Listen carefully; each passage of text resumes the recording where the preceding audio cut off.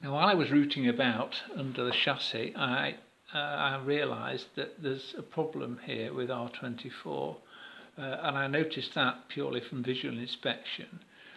R24 here is a surge limiter, and when valve sets are first switched on,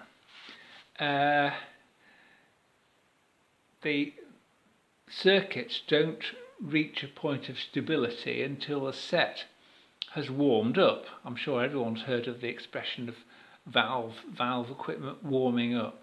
Well, the warming up is the process during which the heaters in the valves, these are the heaters, we've talked about the heaters before, these heaters, they light up and start to get hot, and it's only when they reach temperature that the valve starts to function.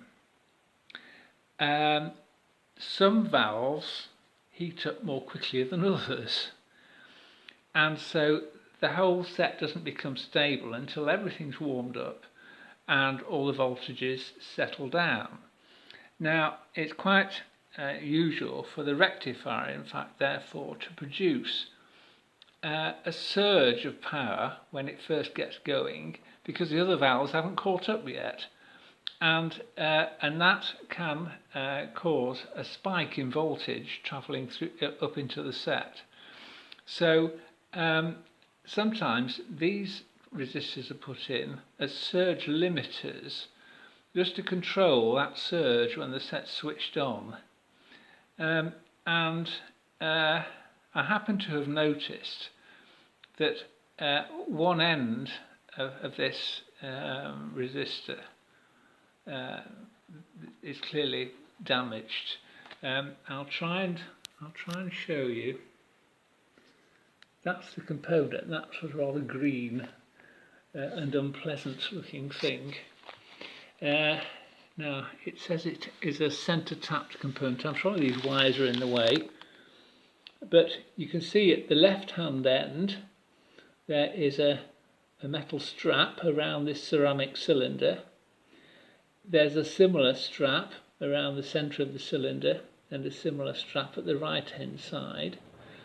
And that greeny, whitey sort of area is actually a coil of fine wire wrapped around the ceramic former of that component.